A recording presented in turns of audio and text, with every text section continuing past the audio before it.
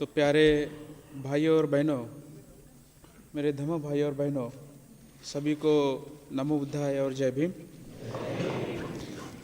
आप सब लोग सुबह से काफ़ी बातें सुन रहे हैं। निश्चित रूप से सुबुति जी के मार्गदर्शन के अंदर यह शिविर है, उनकी एक प्रमुख शिक्षाएं हमें मिल रही है। और मैं उसी के परिप्रेक्ष्य में कुछ कहना चाहूँगा। निश्चित रूप से आज बाबा साहब, यह जो विषय है डॉक्टर आम्बेडकर टुडे, और उसके साथ फिर बुद्धिज़्म का क्या काम है, ये भी बहुत महत्वपूर्ण आयाम है। विषय काफ़ी बड़ा है, लेकिन समय जितना है उस कम समय में जितना मुमकिन हो सके मैं इस विषय को न्याय देने की कोशिश करूँगा। और निश्चित रूप से मुझे लगता है मैं बहुत अधिक नहीं बोलूँगा, क्योंकि आप काफ़ी सुन रहे होंगे। मैं दो छोटी सी कहानियाँ मैं आपको बताना चाहता हूँ। ये 1954 की कहानी है। 1954 में जब बाबा साहब सोच रहे थे कि मैं बौद्ध धर्म में अभी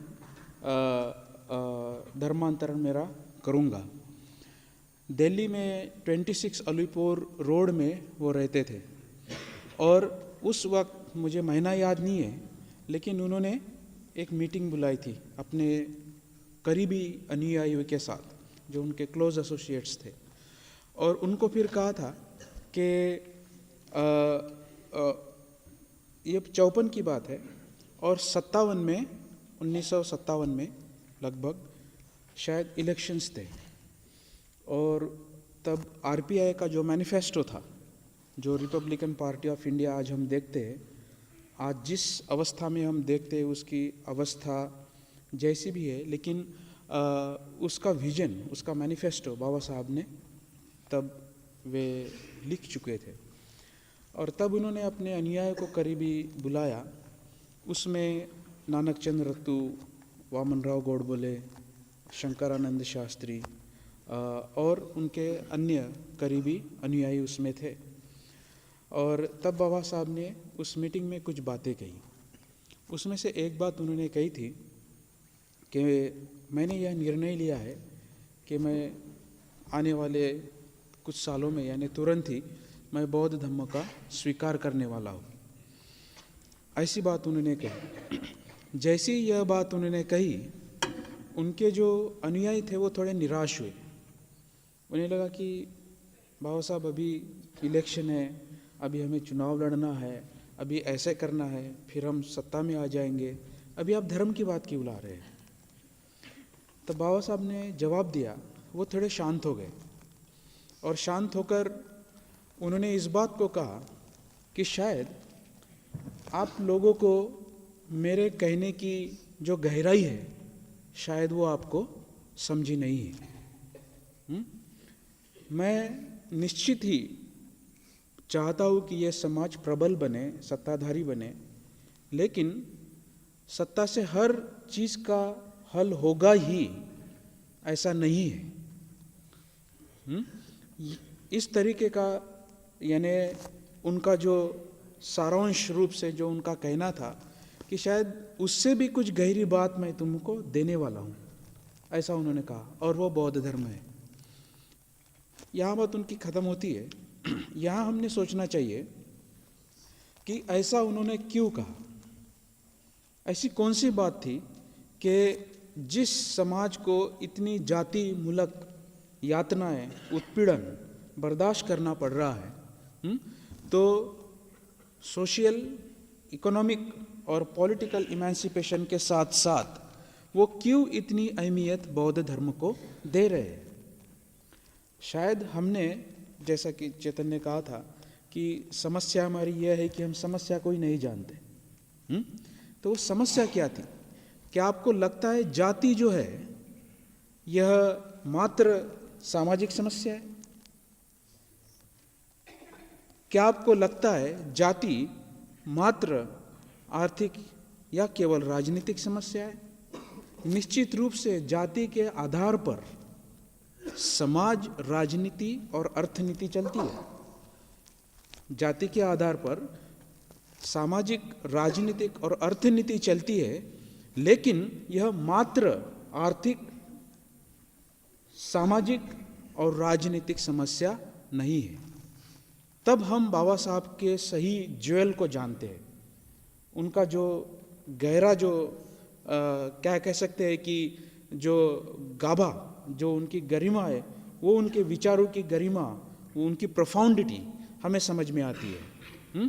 तब अगर हम उनका 1936 का 1936 में जो जाति के ही विषय के ऊपर, जात पात तोड़क मंडल के लिए उन्होंने अपना स्पीच लिखा था, उसको बाद में पब्लिश किया गया।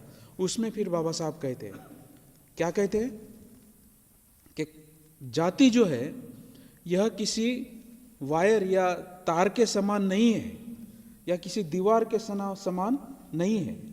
वो कोई physical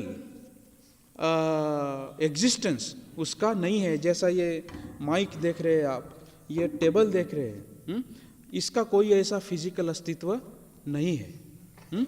this is a notion of mind. उन्होंने कहा यह एक मानसिक धारणा है, और अगर यह notional change is a notion of mind, so what I want a notional change, he said.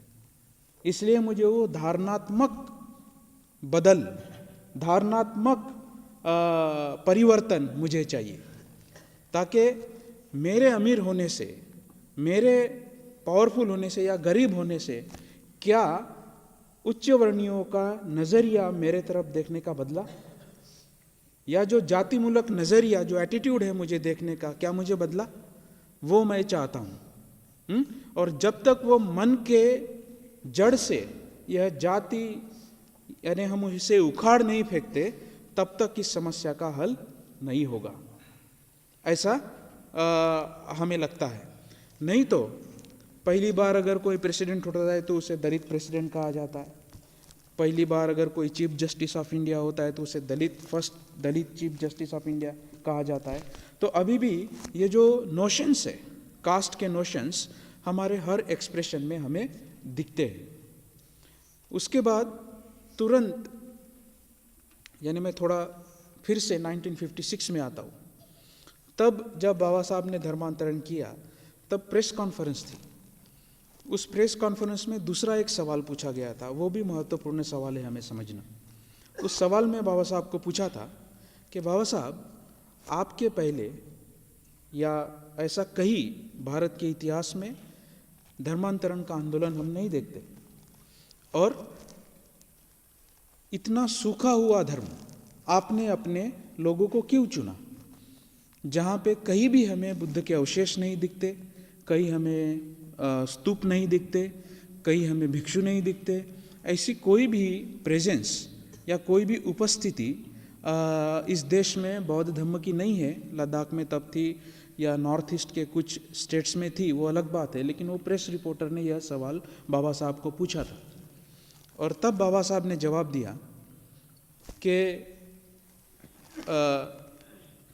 मुझे लगता है कि आपने शायद भारत का सांस्कृतिक और आर्टिस्टिक, कलात्मक इतिहास ढंग से पढ़ा नहीं। अगर कहीं पे भी इस जमीन में आप उत्खनन करोगे तो जमीन के नीचे आपको बुद्ध के सिवा कुछ नहीं मिलेगा। तो तब बाबा साहब का जो जवाब था वो इतना मार्मिक था, इतना दिल को छू लेने वाला था। उन्होंने कहा कि मुझे विश्वास है कि अगर मैं इस जड़ को पानी दूं तो ये बोधि वृक्ष जरूर फलेगा और उसके छाया में जातिहीन समाज जरूर निर्माण होगा। इतनी गहरी बात थी वो कि अगर मैं इस जड़ को पानी देता हूं तो निश्चित ही इस बोधि वृक्ष की बढ़ोतरी होगी, और उस रूट्स को, उन जड़ों को मैं पानी दूंगा तो वो बोधि वृक्ष फलेगा, और उसकी छाया में जो बुद्ध ने सांघिक रूप से जातिहीन समाज का उदाहरण पेश प्राचीन इतिहास में किया था, वो निश्चित रूप से मुझे देखने को मिलेगा। वो जड़ें कौन है? अब आपको जवाब देने की जरूरत नहीं है। आप वो जड़ें हैं, हम वो जड़ हैं जिन जड़ को बाबा साहब ने पानी दिया। और यह जाति विशेष नहीं था, किसी एक जाति के लिए ही उन्होंने यह सोचा नहीं था। अगर हम ऐसा सोचेंगे तो शायद हम बाबा साहब को एक जाति तक ही सीमित करके रख देंगे। बाबा साहब की दृष्टि जाति विहीनता की थी, जाति मूलक नहीं थी। और अगर हमने एक जाति पर हमने उनको केंद्रित किया तो शायद प्रत्यक्ष या अप्रत्यक्ष रूप से हम जाति मूलकता का ही बर्ताव कर सकते हैं। इसलिए हमें यह समझना जरूरी है कि बाबा साहब की दृष्टि जाति विहीन थी, जाति मूलक नहीं थी। और अगर हम एक जाति तक उन्हें सीमित रखेंगे तो शायद हम बाबा साहब के साथ बहुत बड़ा अन्याय कर सकते हैं। यह दुख से मुक्ति का जो स्वाद है जिसे धम्म के रूप में हमें मिलता है, वो केवल एक ही जाति के लोगों के लिए बाबा साहब ने सोचा था क्या? ऐसा उन्होंने नहीं सोचा था।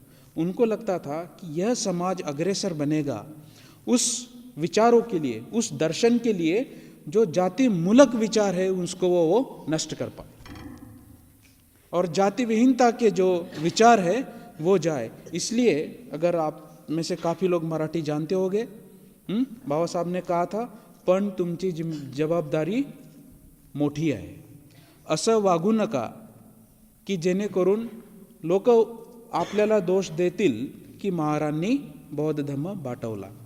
त्याचा अर्थ काय है? उसका अर्थ क्या है कि ऐसा मत, मैं हिंदी में बताऊंगा, कि आपकी जिम्मेदारी बड़ी है और वो जिम्मेदारी इसलिए बड़ी है कि आप ऐसा बर्ताव ना करें कि कल चल के बौद्ध धम्म के बारे में ही लोग गलत सोचना शुरू करें। तो ये जवाबदारी बाबा साहब ने स्वयं, किसकी जिम्मेदारी? स्वयं इनकी जिम्मेदारी, जो आपके सामने बैठे हैं, जो बुद्ध रूप दिख रहा है आपको, इनके विचारों की जिम्मेदारी आपके कांधों पर सौंपी है।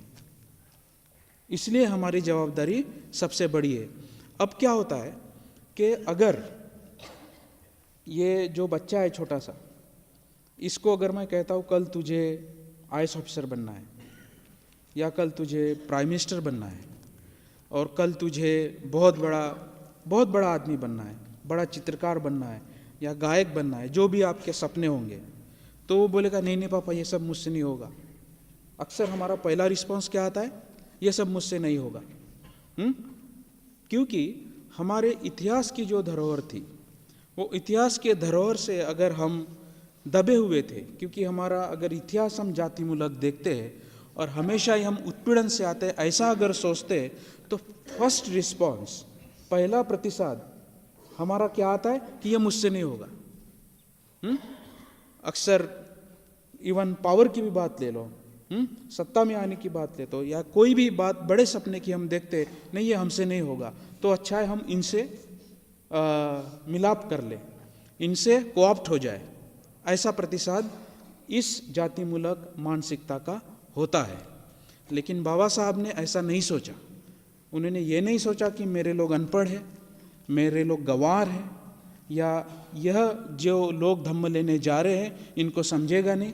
ऐसा अगर उन्होंने सोचा होता तो उन्होंने बौद्ध धम्म दिया होता क्या? जब आप किसी बच्चे पे विश्वास दिखाते कि ये कर सकता है, ये मुमकिन है, तभी हम उसका आत्मविश्वास ऊंचा उठाते हैं। वो इतना बड़ा आत्मविश्वास इन बच्चों के ऊपर स्वयं बाबा साहब ने डाला। और बाबा साहब अज्ञानी थे क्या? वो अज्ञानी नहीं थे। He was thoughtful man, he was vice man. उनको पता था कि ये जो काम, ये जो निर्णय, ये जो जिम्मेदारी मैं इन लोगों को दे रहा हूँ तो ये ज़रूर निभाएंगे, ये ज़रूर इसे करेंगे। निश्चित रूप से ही इसका जो एक मॉडर्न सोशल लैंग्वेज में लॉजिकल कंक्लूजन जिसे कहते हैं, उस लॉजिकल कंक्लूजन तक ये लोग ले जाएंगे। और केवल अपने लिए ले जाएंगे क्या? क्या स्वार्थ से हम ये करेंगे?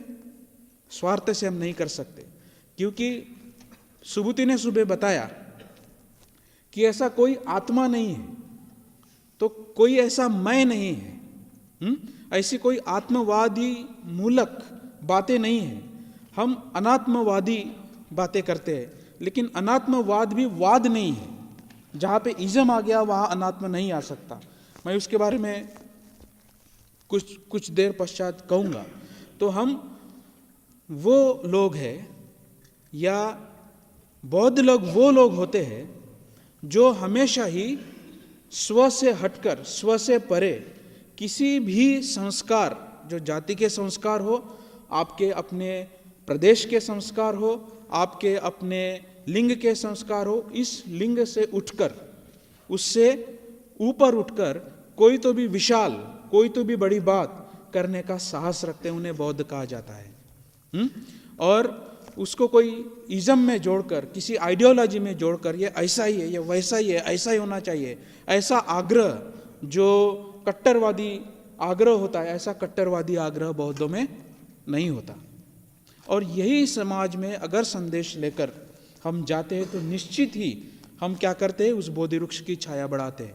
नहीं तो क्या होगा, हर पत्ते की छाव को हम हमारे लिए खींचेंगे, तो उससे हम उस वृक्ष को बढ़ाएंगे या घटाएंगे? हम उसे घटाएंगे। तो हम उसे घटा नहीं सकते, हमें उसे क्या करना है, बढ़ाना है। और कैसे बढ़ाना है? स्व से परे जाकर, स्व को न मानकर, अपने स्वार्थ को त्याग कर हमें इसे बड़ा बनाना है। और ये केवल मेरे ही हित में नहीं है, ये स्व के हित में तो है ही, ये समाज के हित में है। और यही आज यानी 21वीं शताब्दी में राष्ट्र के हित में है, यही देश के हित में है। इसलिए हमारे जो अनुभव हमें बताते हैं, जो मैं कह रहा हूँ उससे हमें विपरीत मिलते हैं। आप किसी भी स्टेट से आए हो, किसी भी प्रदेश से आए हो, आप शायद इस बात को जानते हो, क्या आपके अनुभव आपको निस्वार्थ मिलते हैं, जाति विहीन मिलते हैं? मुझे जवाब दीजिए, मिलते हैं? नहीं मिलते। क्योंकि इस जो क्या कहते हैं उसे, ऐसा कोई दर्शन ही नहीं मिला, ऐसा कोई समाज का रिप्रेजेंटेशन ही नहीं मिला, ऐसा कोई समाज का उदाहरण ही नहीं मिला जो जाति विहीन हो, ऐसा ये देश देखे। तो तब हम आते हैं जब बाबा साहब कहते हैं कॉन्स्टिट्यूशन असेंबली में कि democracy is not new to India. Democracy जो है यह भारत के लिए नई नहीं है, ये हम बुद्ध के काल में ही उनके संग से हमें इसका प्रबल परिचय मिलता है, उसका एक गहरा परिचय हमें मिलता है कि भारत में लोकतांत्रिक व्यवस्थाएं सुव्यवस्थित थी और वो स्वयं बुद्ध ने उसकी नींव रखी थी कि जाति मूलक कोई भी बात नहीं हो। ये बात अगर हम आज कर रहे हैं, इसलिए मैं बुद्धिज़्म उसको जोड़ा कि ये नई बात नहीं है। बाबा साहब ने कोई नई बात नहीं बताई, उन्होंने प्राचीन इतिहास में दबी हुई, जो बहुत लोगों ने सुनी नहीं थी, वही बात हमें सुनाई। जो संदेश इस देश में, जो सुंदर संदेश था, जो खो गया था, उसकी गूंज बाबा साहब ने फिर से गुंजाई, ऐसा हम कह सकते हैं। इसका और एक छोटी सी कहानी मैं आपको बताऊंगा। अगर आप कभी बोधगया गए, आप लोग अगर आप बोधगया जाओगे तो जो महाबोधि विहार है, उस विहार के पहले आपको बहुत बड़ा पिलर मिलता है जो प्रियदर्शी सम्राट अशोक ने बनाया था। उस पिलर के पास जब आप जाते हो तो वो पिलर वहाँ क्यों है, वहाँ की वो छोटी सी कहानी मैं आपको बताऊंगा। जब बुद्ध ने बुद्धत्व की प्राप्ति की, संबोधि की प्राप्ति की, तब वे वहाँ उस अशोक का जहाँ आज स्तंभ है, वहाँ पे एक वृक्ष था, वो भी बोधि वृक्ष ही था। बुद्ध वहाँ 7 जगह पे उन्होंने अपने 7 सप्ताह बिताए हैं अलग अलग जगह में, उसमें से ये 5वां सप्ताह था। और उस वृक्ष का नाम था अचपाल वृक्ष। उस अचपाल वृक्ष के नीचे बुद्ध पूर्ण यानी समाधि में, शांति में बैठे थे। और वहाँ पे एक व्यक्ति आता है और उनके समाधि को विचलित करता है, डिस्टर्ब करता है और उनको एक सवाल पूछता है। अब ये सवाल आपको मैं बताऊं, इसके पहले मैं उसकी एक पार्श्वभूमि बताता हूँ। सिद्धार्थ ने गृह त्याग के पश्चात कई कठोर परिश्रम, साधनाएं, तपस्याएं की और इतने कठोर परिश्रमों के बाद उनको सत्य का दर्शन हुआ, प्रज्ञा की प्राप्ति हुई।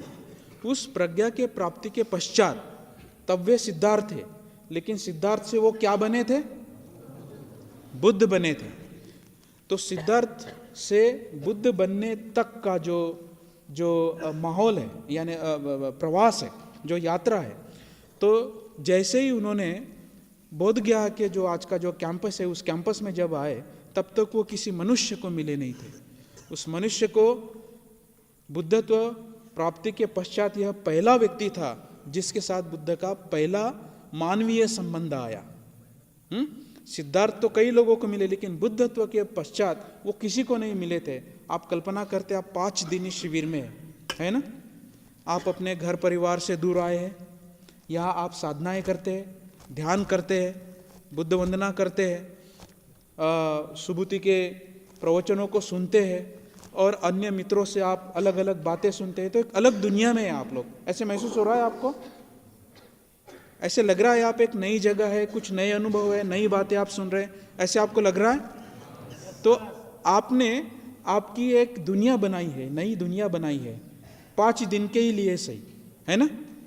तो आप कल्पना कीजिए, बुद्ध जब एकांतवास में उतने घने जंगल में थे तो उनका अपना अनुभव क्या होगा, उनका अपनी दुनिया क्या होगी। और सिद्धार्थ से बुद्ध बनने से एक नया आदमी इस दुनिया में आया था। सही बात है ना। पहली बार किसी ने बुद्धत्व की प्राप्ति की थी तो he was a new man. पहला एक नया आदमी इस दुनिया में आया था। उस आदमी के साथ इस दूसरे आदमी का वो संवाद था। ये उसका यानी बैकग्राउंड है, ये उसकी पार्श्वभूमि है। और उसका नाम था हुहुंक जाति। रिस डेविस का मैनुअल ऑफ बुद्धिज्म किताब आप पढ़ते हैं, वहाँ पे इसके संदर्भ मिलते हैं और बहुत जगह हमको इसके संदर्भ मिलते हैं। उसका नाम हुहुंक जाति इसलिए भी था क्योंकि वो हर सवाल का जवाब ऐसे देता था। आप कोई भी बात उसको पूछो, मुझे पता है, ऐसे देता था। इसलिए उसका नाम हुहुंक जाति था। और उस हुहुंक जाति ने, वो ब्राह्मण था, और उसको सवाल पूछा कि व्हाट मेक्स ब्राह्मण, कि ब्राह्मण कौन होता है। ये सवाल बुद्ध को उसने किया। तो ये सवाल भी बहुत चातुर्यपूर्ण सवाल है। अब ब्राह्मण कौन कैसे होता है? कोई जनेऊ पहनने से ब्राह्मण हो जाता है? आपके यज्ञ करने से कोई ब्राह्मण हो जाता है? ब्राह्मण आप केवल जन्म से होते हैं। अगर आपने उस परिवार में जन्म लिया है तो आप फिर ब्राह्मण होते हैं। सही है। तो तब ये चातुर्यपूर्ण सवाल बुद्ध को उसने किया। तब बुद्ध ने जवाब दिया। और जब आप जाओगे उस अशोक स्तंभ के पास तो वो जवाब वहाँ लिखा है। वो जवाब को आप पढ़ोगे, उसमें बहुत बड़ा संदेश है। वहाँ से हमें मिलती है लोकतंत्र की नींव, जाति विहीन मन की नींव, जाति विहीन समाज की नींव और जाति विहीन विश्व की नींव, या किसी भी भेदभाव रहित समाज की नींव हमें वहाँ से मिलती है।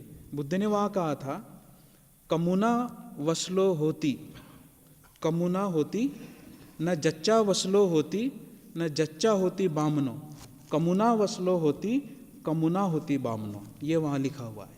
इसका अर्थ क्या हुआ? न जच्चा मतलब जन्म, जन्म से, न जच्चा वसलो का मतलब होता है नीचा, निम्न। न जच्चा वसलो होती, न जच्चा होती बामनो, मतलब श्रेष्ठ, या कोई भी अगर आप ऊंचा समझते हैं अगर उस अर्थ से, तो कोई भी जन्म से निचला या ऊंचा नहीं होता। कमुना वसलो होती, कर्म यानी आपके एक्शन, आपके अपने जो क्या कहते हैं उसको, वागणूक लगाम दो अपन, आपके जो तरीके हैं, आपका जो योग्यता है, कमुना वसलो होती, कर्म से ही कोई निचला होता है और कर्म से ही कोई श्रेष्ठ होता है। वही बात बताई कि it's not your birth but your worth. आपकी जन्म नहीं पर योग्यता आपको श्रेष्ठ बनाती है। तो यहाँ से हमें संदेश मिलता है कि कैसे बुद्ध ने समाज का या स्वयं का भी, स्व से लेकर सबसे पहले बताता हूँ, रिकंस्ट्रक्शन किया और उसके बाद उन्होंने समाज का रिकंस्ट्रक्शन किया। तो इसलिए जब तक हम अपने सेल्फ को, अपने स्व को रिकंस्ट्रक्ट नहीं करते तब तक हम समाज को रिकंस्ट्रक्ट नहीं कर सकते। और यही बात बाबा साहब ने कही थी। बुद्ध एंड कार्ल मार्क्स में अगर आप पढ़ोगे तो वहाँ हमें बाबा साहब का बहुत सुंदर विधान मिलता है। बाबा साहब क्या कहते हैं? द फंक्शन ऑफ धम्मा, धम्म का जो कार्य है is to reconstruct self and society.